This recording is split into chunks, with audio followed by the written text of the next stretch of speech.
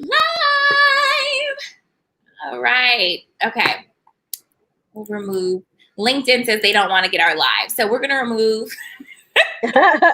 link from that. Okay. Save changes. But we should be live on Facebook and I think on YouTube as well. Let's just make sure that it goes into our videos on our YouTube channel. So that's awesome. Okay. Let me go and open up in our group so I can make sure that I can see any comments that come through. Usually it takes a second for whatever reason when we're going live in the group. I don't know why it is. It takes me a moment to find it. But that should pop up here shortly. Let me refresh it. And then let me also pull up. I have my templates open because I'm emailing all of our elected officials. Oh. My mind right now. Oh, you're having one of those days. Well, I just have my list of what is it that I can do to make an impact right now, right? I need to let our elected officials know, they need to be doing this, they need to be doing that, they need to be making up in this way, they need to be petitioning, all these different things they could be doing to make a difference. I just want to make sure that I am bringing it to them and saying, I see you, and this is what yes, I love it. accountable, right? So that's where I'm at on that. And then let me see in the group. Let's check if I see it yet. I just feel like I just saw our faces, but let me refresh one more time and see if I see it come up.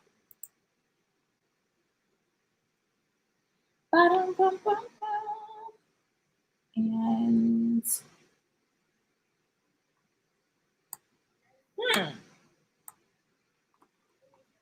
okay. I don't see it in the group, but I'm sure it's there. Let me see. New activity, most recent post.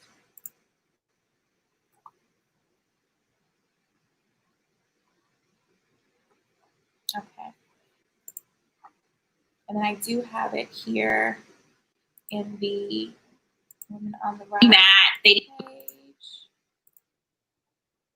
Okay, so I'll just watch it from here. I'm not going to open it up from the group since it's giving some issues, but nonetheless, welcome, DEEVA. So excited to have you here with us today to talk about your wonderful nonprofit that you have. I am going to go ahead and read off your bio to get us started.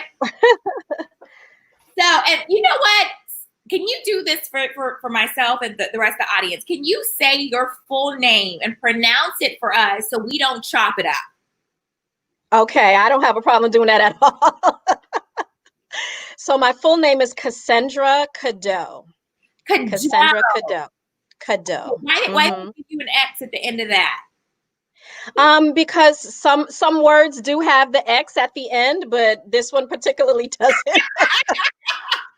Okay, so there are so many French words with the X at the end, but this one means gift, and it doesn't have the X. Oh, I love it.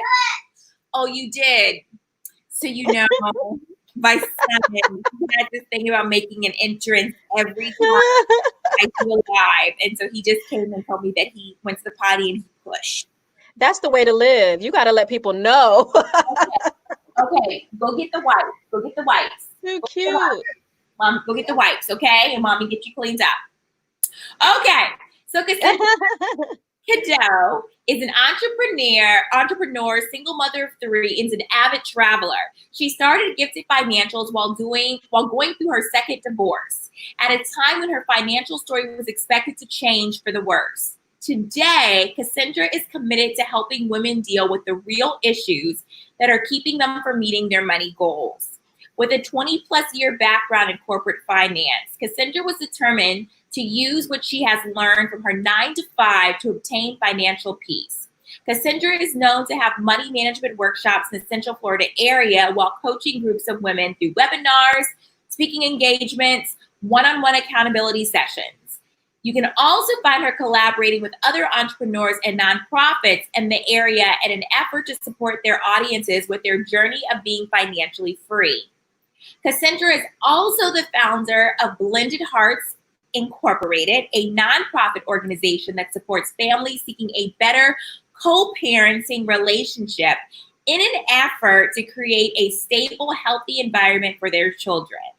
So you guys have joined us at an awesome time to have this live DEEVA chat with all of our Women on the Rise International Incorporated audience. So Yes. Thank you so much for being here. We really wanted to have a conversation about blended families and parenting and so forth. And so Cassendra and I were talking right before we started in regards to all that is happening in our world right now. One of the things that is not really being discussed as it should be, hold on one second. Okay. It's in mommy's bathroom. Go get it in mommy's bathroom. It's in there. Go ahead and check it out. Okay, well, you have to hold on, baby. This is what being a mompreneur is like. It is. That's real life. That's real life. Type in the comments if you know what I mean, okay?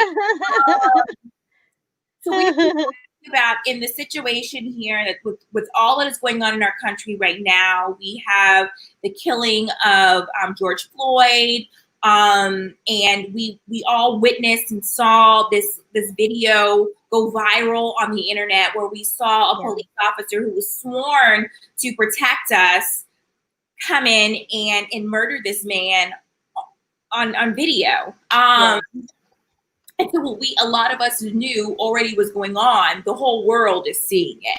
And what has unfolded as a result of it are people who are enraged and upset and angry, as they should be, as I am, as you are, right? Definitely.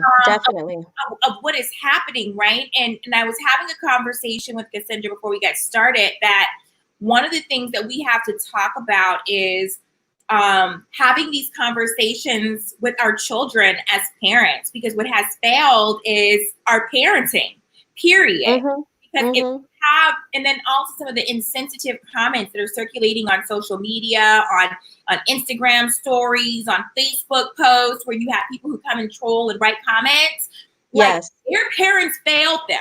Okay. Yes. Your parents did not have those conversations with them. Like, this is what racism looks like. Making insensitive remarks just makes it even worse. It adds fuel to the fire, right? And it's not kind. It doesn't help. And it definitely racism continues, right?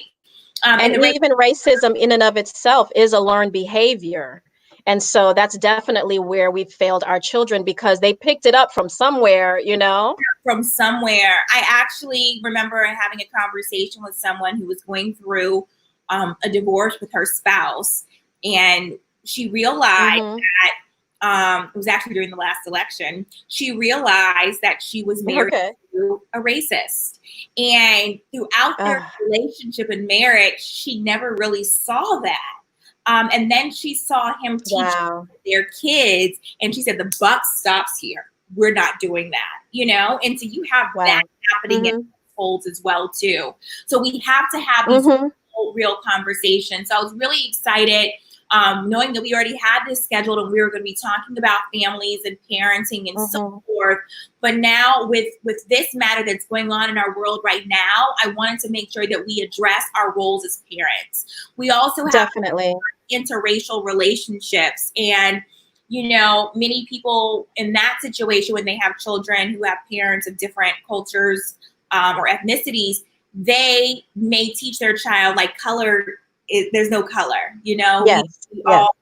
We all bleed the same blood and so forth. That is very much true, right?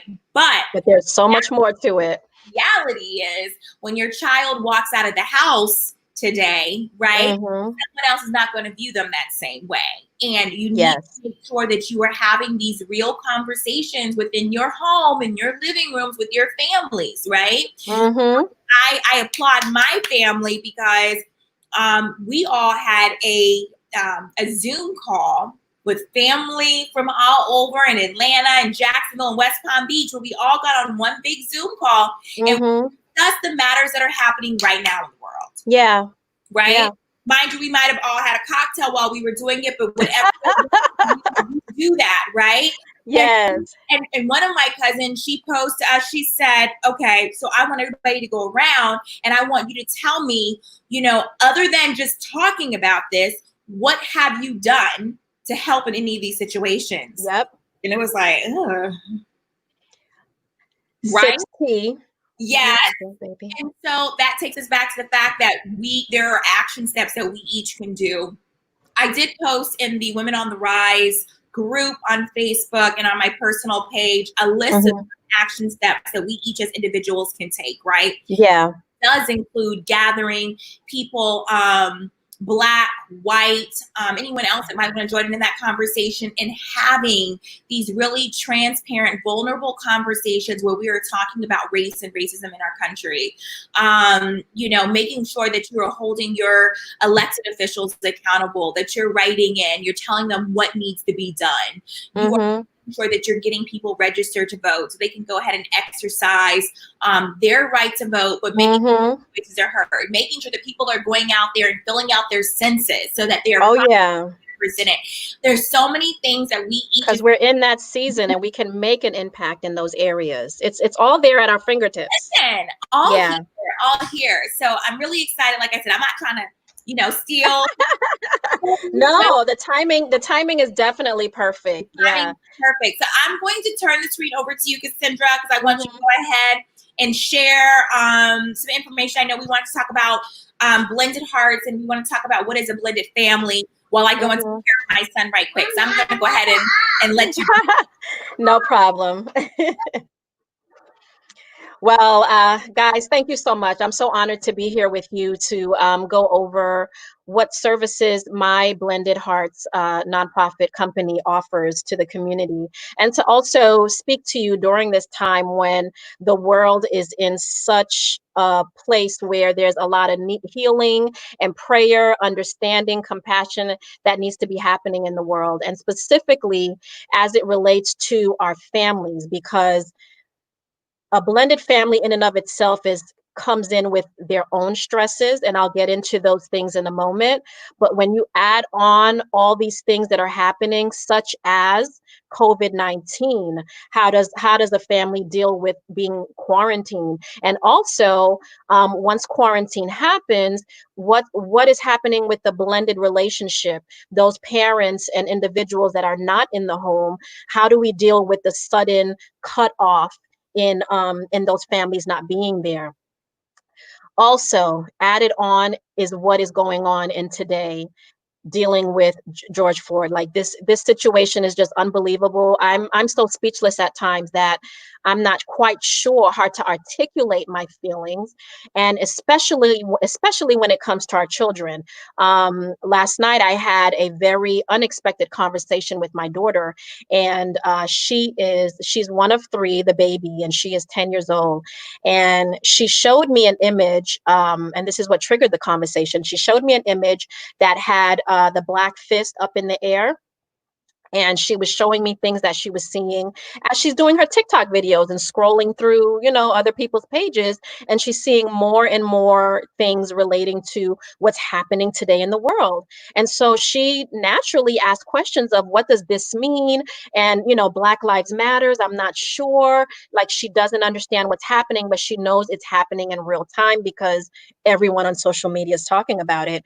And so I had to have a transparent conversation with her just to understand what it is that, first of all, that she's seeing, because I want to know what it is that she's being exposed to today with everything going on. Not so much to filter it, but to be aware of what she's seeing, to understand what the impact of that thing was to her. I also wanted to make sure that I explained to her what I wanted her to know about those images, what mommy's point of view was, what my expectations of her was when it comes to this topic. And like you said, the responsibility as a parent to prepare her for what's to come, as it relates to this topic of racism, injustices, the Black crimes that are happening, the brown, and although some people don't want to make it about the race, even if we simplified it to just the injustices of, the blue versus civilian and things like that, there are so many different levels that we can take what happened to this man so publicly, that we have to really not just be outside, you know, making a statement, but it also starts in the home as well, because what we're seeing outside, what we're seeing manifested in broad daylights, the images, the videos that are being captured, it started from someone's home. Someone's child was raised to believe that this type of behavior was okay. Someone is out there sick that needs, some help. They need to seek mental help for different things that are causing these behavioral issues that are happening. And it really does start from home. And so my conversation with my daughter was very much so about, hey, what did you see? How did it make you feel when you saw it? What was your understanding of that image, of that word, or when you heard this happen to this man on the street? What was your feelings about that? What was your understanding? And please be mindful that you want to meet your child where they are in their understanding, their comprehension, and their age. The conversation that I would have with my 17-year-old will differ from the conversation I have with my 10-year-old. And my 10-year-old's conversation will definitely differ from a conversation you might have with a 5-year-old. Because at 5 years old, kids are talking about what they're hearing their parents are saying or their siblings. And so you want to definitely use vocabulary, use comprehension based on their age, their level, so that they can absorb it and understand it at their level, and continue those conversations as things are happening, as things are coming across in life. Don't shy away from them. Make it a natural part of life to be clear and transparent with them on what is happening out there in the real world. Absolutely. Yeah. Absolutely. Absolutely.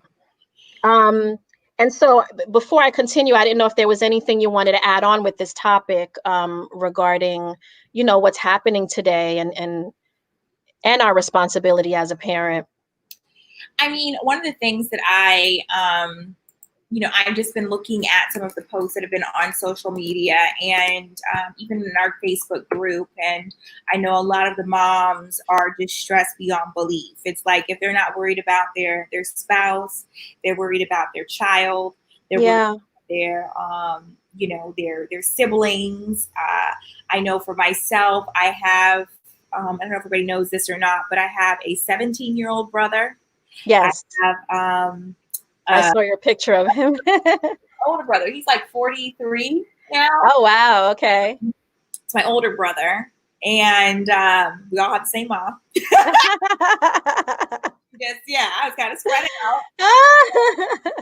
And then I Surprise. have 2 nephews. Mm-hmm. I have a son. And, I worry about all of them.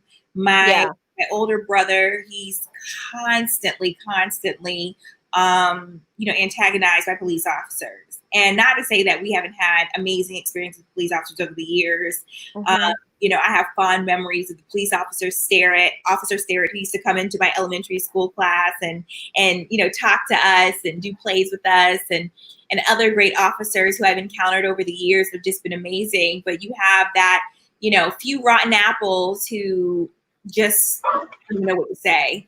Yeah. I worry about them. I worry about others who decide to take things into their own hands. You have the Zimmermans, you have the attackers and the killers in the Ahmaud Arbery's case, Yes. So you have all these individuals that you have to worry about being out there with your family, with your children, and whether your family's going to come home safe, right? Mm-hmm. Mm-hmm.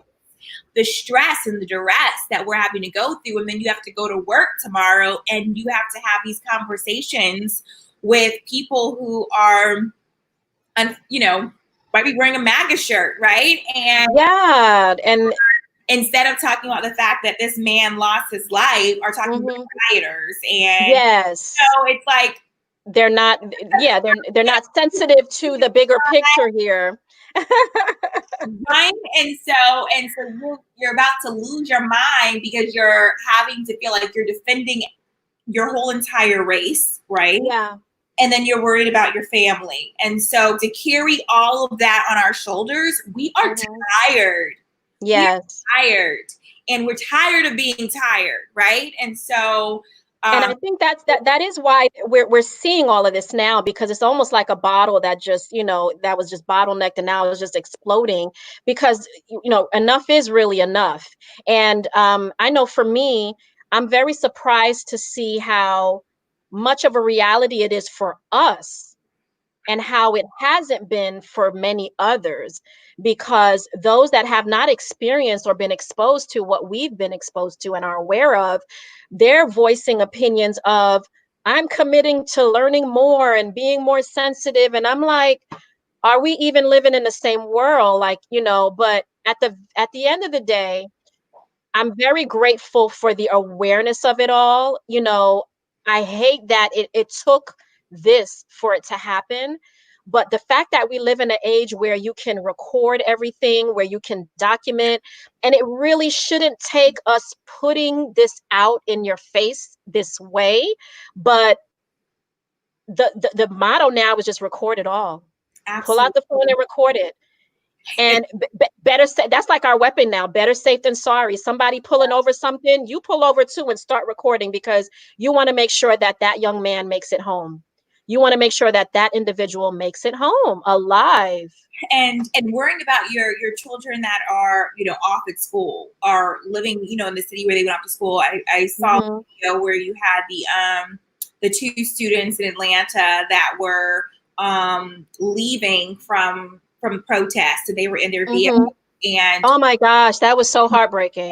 From a vehicle, and somebody else on the street is recording this happening. And I think a news thing was there at the time that happened to be. A guy was filming it. Yes. Right? I mean, but the image of them breaking into the car and tasing them, like. And they were students, and the aunt of the young man, I remember, she was pleading and calling for the mayor to take action on this situation. And his family is up north and so forth, and they had been detained. His girlfriend had been detained. And so you have to worry about your children, off to school as well, and what might be happening, because a lot of the young people wanted to go and protest. Yes.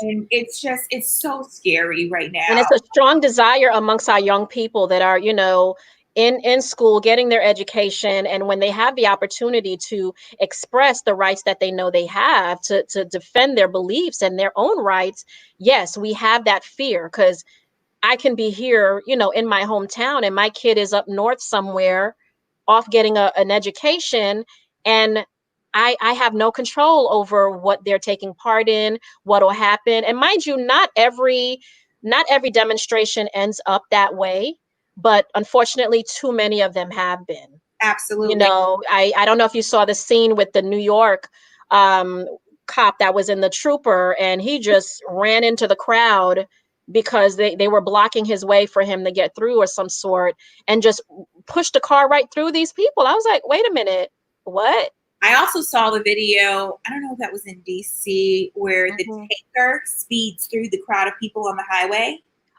Oh, I didn't see that. There's just some crazy stuff going on.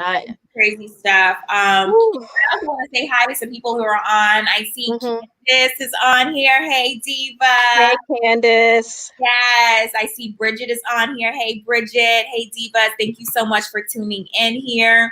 Okay, so we've talked about that. I also want let's talk about, because not only are we dealing with this, but y'all, we're still dealing with COVID-19, right? Yes. So we're still dealing with that.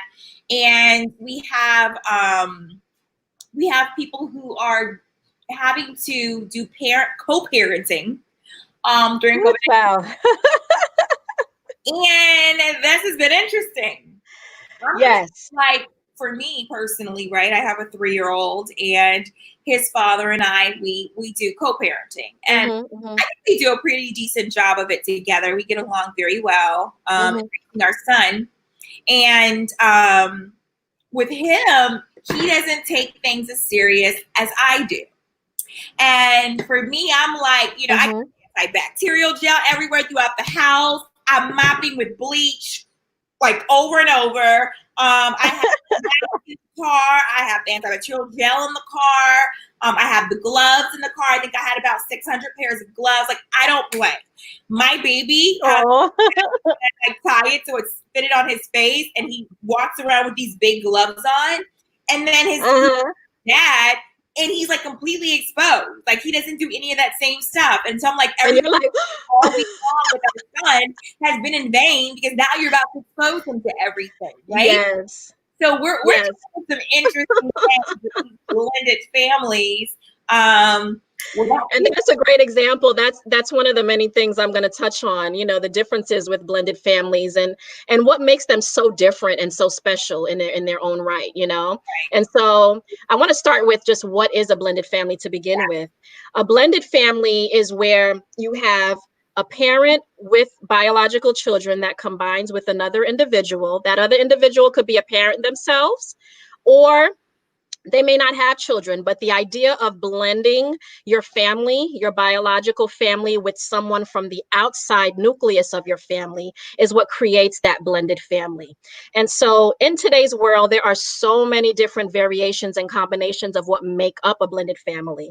Traditionally, you would think of a blended family resulting of a divorce where a child was had, or a child was conceived in the previous relationship, for example. Let's just say a divorce, a marriage, and then eventually a divorce happens, and then one or both parents move on to a new life, a new love partner, and they're moving into a situation where that partner has their own children as well. And so that combination and that dynamics can get very serious, because although the lovebirds at top are great with the partners that they chose, the people that they are bringing together to make this union did not have much of a choice in the process. They're kind of thrown into it, into living situations, into marital, legal, stuff, or even just being on the outside looking in, because there are individuals, for example, if I were to start over, for example, my ex-husband would be on the outside looking in, because he's not the custodial parent dealing with the day-to-day stuff, and he's having to, learn and deal with the dynamics of what's happening. And so, as I stated, one of the types of blended families are one of people that are married. Another part is cohabitating partners, where, a couple gets together, they're living together. They probably each have their own at least one biological child in the mix, living with them. Or sometimes they're together single, but they're parents, but their children are living in another home. And whether that child lives with you or not is still considered a blended family, because you still have to interact with that child. Your new partner is still expected to accept that child that you came into the relationship with. Another form of blended family is also adoption. This is where there are no biological blood ties. And so you bring in a child of your choosing, and this child and you have to learn to form and build a new family. And so that's another. And of course, there's so many mixes in between. Sometimes it has nothing to do with parents. How many blended families do we know of where grandma and grandpa are taking care of the kids? That's definitely a blended family. That happens a lot. Or aunts and uncles, or a good friend. Like something happens to me and a good friend has to take in my child. I don't have to be in a romantic relationship with your parent or anything to be considered a blended family. And unfortunately, that term blended family, also known as step family, has become very common, especially since there has been a serious rise of divorces happening. And also the freedom of, our choosing of who we're with, we're having children outside of, wedlock and so forth. There's so many different moving dynamics happening. And so hence a blended family is here. as I move forward, if you guys have any questions, let me know. Arlene, I can't really see the comments, so I guess you can throw it out to me if someone has a question that they want me to address. We'll post them to the screen as questions come up, if they come up. Okay. During our Okay, great. And I'm also interested in finding out if anyone listening has an example of what their blended family looks like, because there's such a long spectrum of different combination of what makes up a blended family. I tried to cover as much as I could, but it'd be great to get an idea of what type of blended family situations you're going through. So let's talk about something else too, Cassandra. So I saw a post here recently in one of the groups I'm a part of on Facebook, and there was a mom who was asking the question about what luck people had been having with developing relationships with the significant other of their ex, right? So they have children between each other, and maybe things just aren't so great, and it could be on either one's part. But what are some things that each of them can do to try to develop a relationship with each other for the children? Number one, it does start with the biological parents, a level of respect and communication about the changes in your own personal life. Let's just go and assume that once we're not together, you are free to date whomever you want to date now that we're not together. It's expected, it's known. But when that new relationship is starting to cross over into the lives of our children, one would like to think that you'll notify that parent, like, hey, before a meeting were to happen, I'd like you to know that I'm seeing someone, it's getting serious. I'd like to introduce them to our child, for example.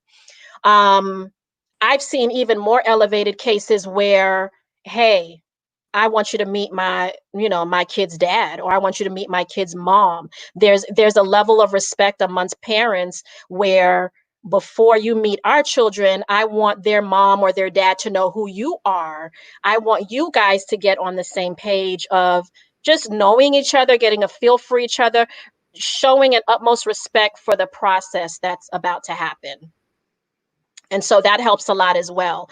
A lot of the friction happens when those type of things are not set in place from the very beginning. Yeah. When it's a surprise, the child comes home and said, hey, I met so and so, or hey, so and so is living with dad or mom or something, and it becomes a surprise because sometimes you don't like it. It really shouldn't matter whether the other parent was ready for it emotionally, but as I stated before, there is a level of respect that is mutual. I would like to know if a new woman is about to be introduced to my children's life, and in the same token, I would like to be able to extend that to their dad, like, hey, there's a mister around, he'll be spending more time with our children, and I want you to at least know that, so that there aren't any surprises when the children are freely, talking about their experiences with each other. I have a question for you. I mean, I haven't gone through divorce. I wasn't married, but when going through divorce, I believe there are parenting classes that you have to take, correct? Yep. Is that addressed in those parenting classes about how to bring in others into the relationship? What's addressed in those parenting classes highly is on the level of communication. Communication is very key in the parenting classes, considering each other. And the communication is more so between the two parents so that they're both on the same leveling field. A child coming home having been introduced to a new person, you're really blindsiding, the other parent, and it's unfair. It'll cause friction, or even having the child exposed to a scenario that's outside of the norm. And mind you, we're not talking about harmful situations. We're just talking about drastic changes in the child's life. Just out of common courtesy and respect, you want to notify the other parent, especially if that other parent is the custodial parent. And I even want to take that back, because even if they're not the custodial parent, there is a level of respect. Like, one parent doesn't really get more rights to it than the other. You just want to respect that parent as that. So to answer your question, it does come up, not necessarily per se if you meet someone, how to handle such sensitive situations, but it does walk through different scenarios on how to best handle situations that will come up. Other things that come up in those classes are parenting schedules. Blended families have a difference of opinions on how often or when, especially when there's not a parenting plan in place, or when there's a change in the plan, how to communicate that. So these parenting classes, it really boils back to simply communicating. Absolutely. Mm-hmm. So let's talk about the experience of working with your nonprofit.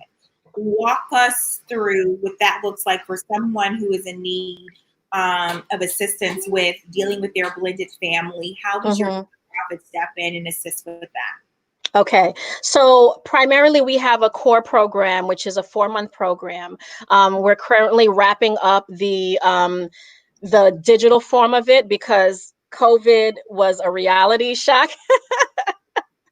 And so originally it was going to be in a a house program facility where the parents would commit to, and it doesn't have to be both parents, as long as one parent out of the equation is willing to be a part of the process, because I honestly believe if at least one person has the right mindset of how to move forward in terms of communicating and respecting the other party, you can teach by being an example, by being a positive example in the process.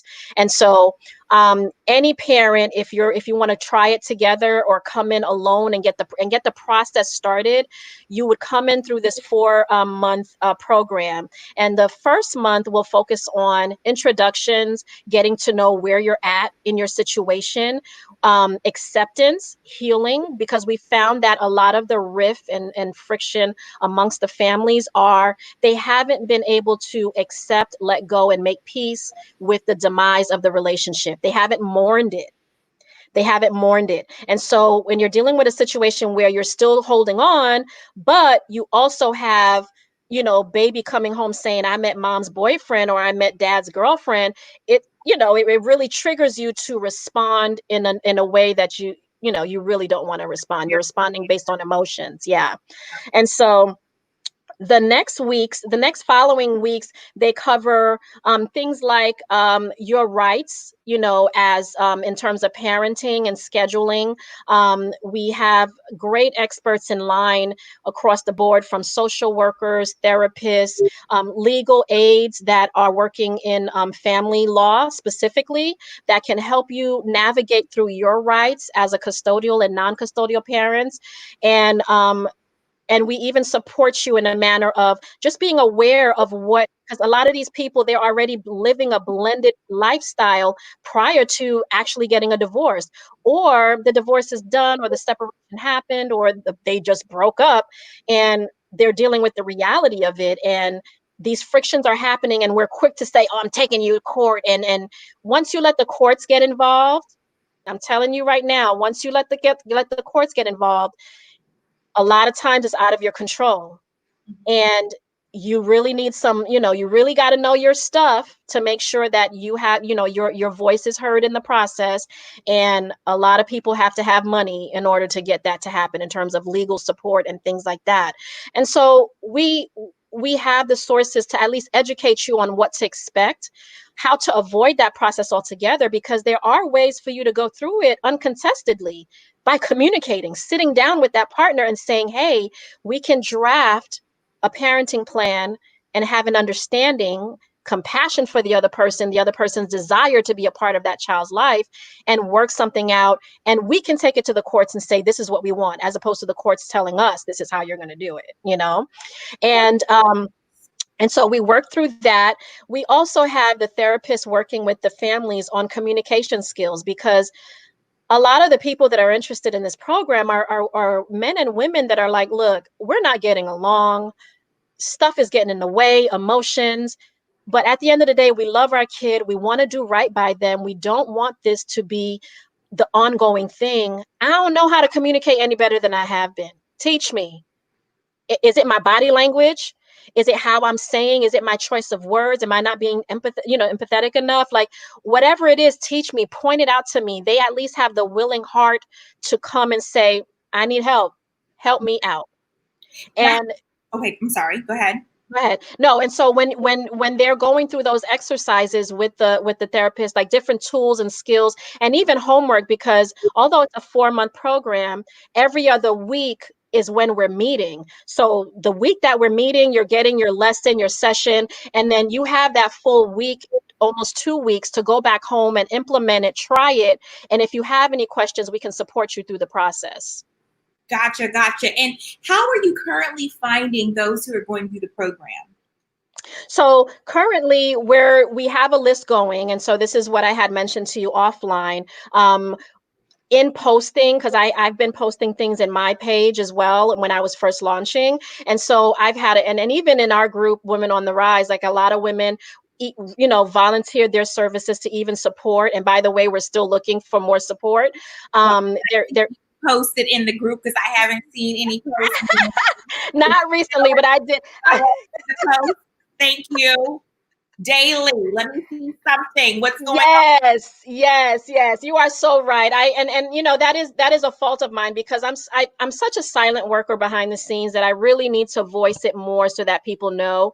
And that's why I was excited to be here, because I don't think people are aware of what's happening. And so I just wanted them to know that the help is here and it's happening, and they can get started.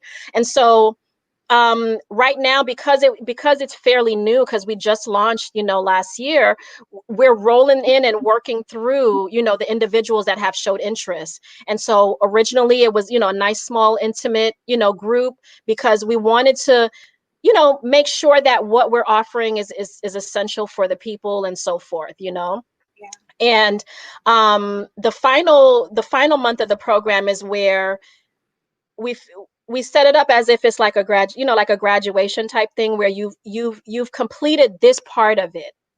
And what I love about the program is that you can opt in to go through it again, because in life, when you learn a lesson, that lesson, you learn it in so many different ways depending on what stage of your life you're in. You know what I mean? And so someone might come into a program where they're so they're stuck at that stage of healing and accepting that the relationship is over. They might complete the program and learn the skills and tools. But I bet you if they come back for another cycle, even if it's repetitive information, they're going to hear it differently and be able to apply it differently, because now they're in the healing stage. They're in the acceptance stage, and now they can move on to, I'm more open and better equipped to communicate now and to listen to you, or even I know better now how to articulate my words so that I'm heard. And so that last month is to recognize the work that we've done. And this is where we would invite the parents, because all of this is on the parent level up until now. And then we would invite the parents to let us know if they would like their children to go through a program. And so that program hasn't launched yet, but it will be a support program for their children, age appropriate. We'll be grouping them by age. And it's pretty much a support program. Like, while the parents are working on their stuff, our children need a safe place to communicate and talk about what they're feeling. We'd love to say that they can talk about it at home, but the dynamics at home is so new and uncomfortable and different that we want to make sure that they have a safe place to voice their opinions, get the help that they need, so that, they're being heard, and connect them with resources, so that they can heal in the process as well. Absolutely, absolutely. So good. Yeah, and the youth part of it is like a gold mine for me, because based on what our little people are saying, I can like narrow it down to, like, look, mom, look, dad, I ain't gonna necessarily tell you what Tommy is saying, but here's what I'm finding out. 50% of our kids are saying this, 90% are saying that, they're feeling this. Let's work on this step to keep your kids from being a part of that percentage. And when you're hitting them with those real numbers, it makes an impact. It really is. It really is a situation where you have to get past your own personal feelings and just strictly just think about your child. And Oh yeah. I don't think a lot of people are ready to get to that point. It's Yeah. not easy, right? You Mm-hmm. have to think about your child. Um, Mm-hmm. And so I think just getting people to be there, regardless of what anybody else around you will think, because I know I'm thinking back to like my mother and my aunts and so forth, and they all had, you know, a child before. Well, my mom, she had my brother, and then she got married to my dad and had me. And so, you know, she was dealing with having this this relationship with my brother's dad, and making sure that she didn't let her personal feelings Get in the way. Yeah. to Yeah. my brother. She didn't do that great of a job. Bless her heart. When you're talking about that other parent, right? Your child picks up on that, and then that becomes your release as well. And so making sure that we're kind of managing the things that we're saying. Definitely. The only way that we can really combat that is just to make the decision that we are going to be friends with that other partner, regardless, just for the sake of our child. Yes. And if I could give you some behind the scenes stories of how Blended Hearts came about, with the different changes in my family, like me deciding to walk away from something that just wasn't working out for me anymore. I'm a big girl. I could deal with whatever comes with that. You know, I was ready. And I knew my kids would have to go through something, but you really don't know what that is until it's happening. But baby, when you're dealing with, you know, a middle schooler, high schooler with, you know, grade school, daycare center age, like drastic age differences, and their reactions manifested so differently, I was on the verge of like, oh my gosh. Now, unfortunately, I was in a situation where the emotional support from both parents for our children wasn't there. Like I was it. It was on me to identify and see that my decisions are really shaking up my kids' world, and I had to do something about it because that the guilt sets in. I grew up in a household where both my parents were there, and that guilt set in for me, and I was like, oh. And you know, twice divorced, like Cassendra, you're a part of this. Like you need to try to fix this for your children. Now, fast forward to 3 years later, the work that I put into these children and to see how they're thriving, straight A's, you know, honor roll programs, you know, difference from just always being in the phone to them engaging with each other. I come home, mommy, how was your day? And they just today, my oldest was like, Mom, there's like a new life in the house when you come home. Because when we're home alone, we're just like, whatever, whatever. But when I come home, it's like, hey, Mom, what you doing? And it's like, I learned to become their friend, not just their friend, but, you know, relatable. I learned that the way that I address my 17-year-old is not the way that I have to address my 10-year-old. There was a lot of growth for me as a parent. So one day I sat back and I said, wow, can you imagine how much faster they would have gotten here if there was support by both of us, you know, at the same time? Because while I'm working on their healing, part of that was accepting that their father was literally not in their life right now. And how do you explain to a child that mom or dad is not around for whatever the reason? They're just not around.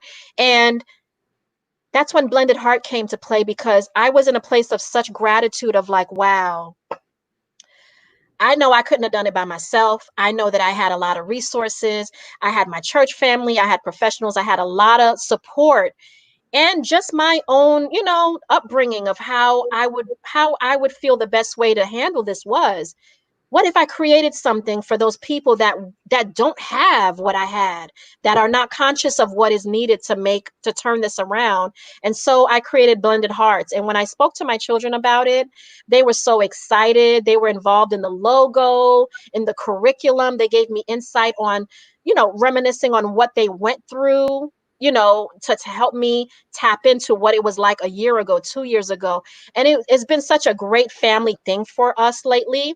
But right now, I'm happy to say that there is a program available for blended families to get the support that they need, not just as being parents to their children, but being co-parents with each other.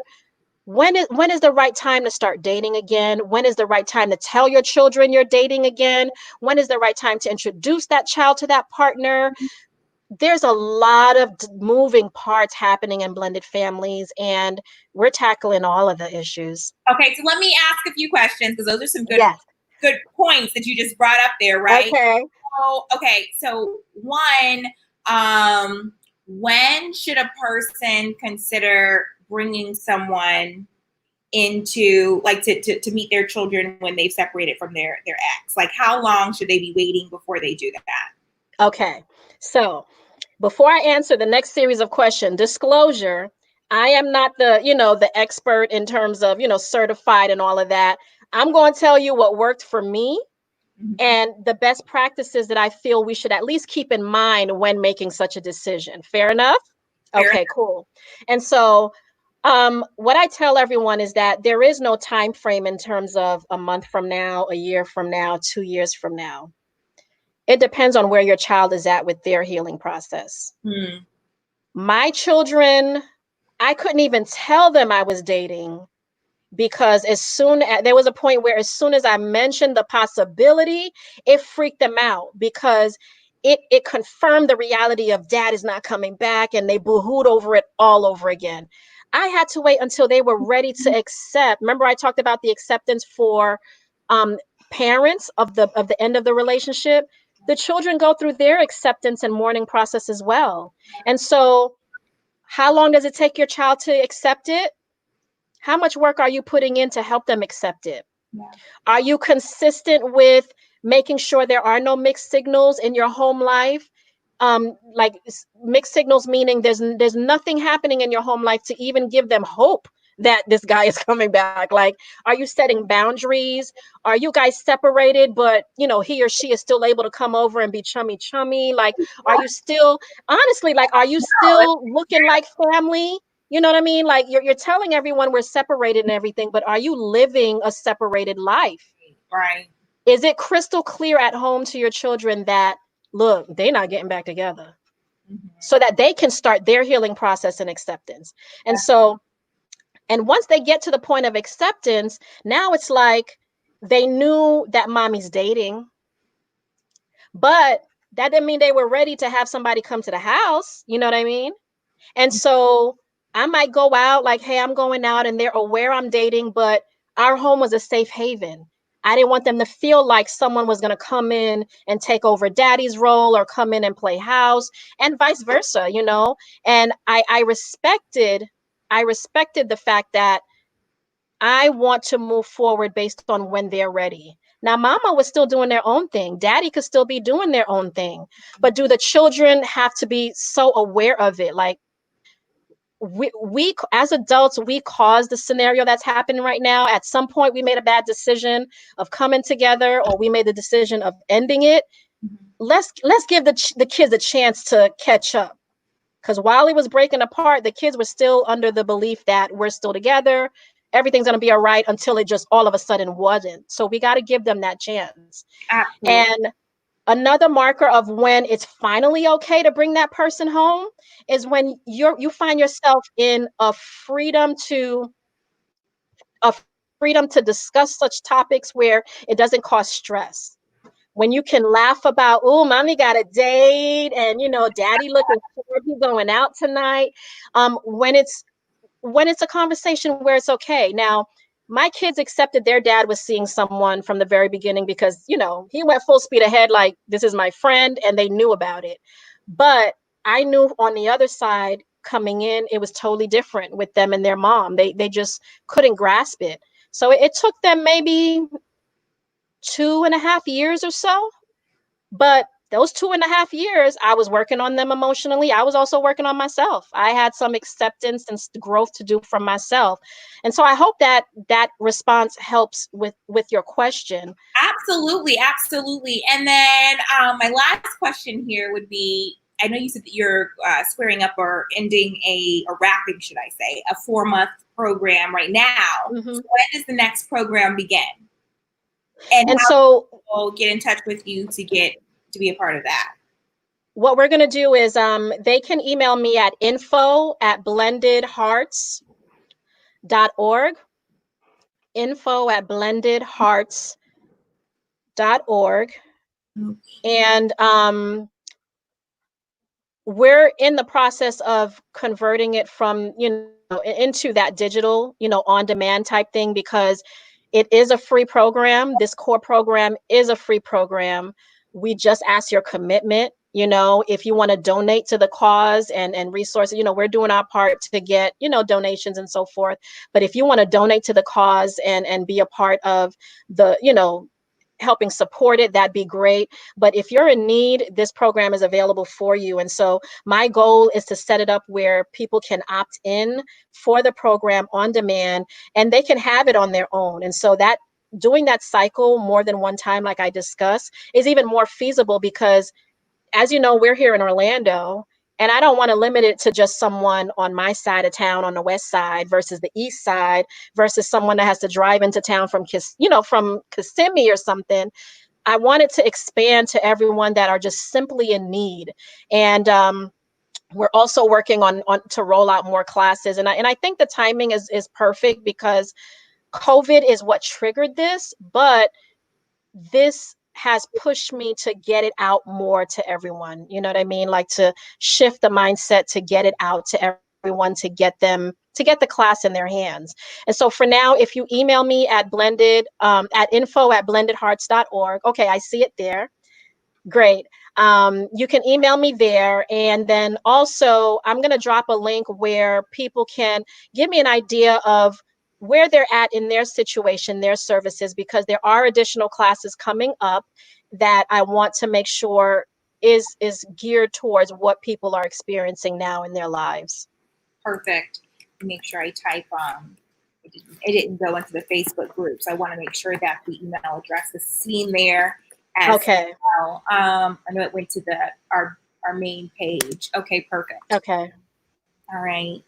Well, darling, I know we've had a great conversation tonight. We touched on so many great things when it comes to parenting and blending families together. Are there any closing remarks that you have as we close out this DEEVA chat for this evening? I just ask that we keep in mind that blended families are different. In part of the process, I think the one thing that has rung through for many people is just that feeling of, I guess, an inadequacy of not being able to figure it out, you know? And rest assured, you're not alone in the process, you know? Like every other part of our life, there is something that we're going to need help and support in, and the help and support is there, you know? And so blended family, whether it's, you know, no matter how different it might look from what is considered the traditional family, your family still counts, even more so because you have more individuals that are invested in loving on this child. You have more children, more siblings. You know, these kids are gaining more siblings, more support within the family.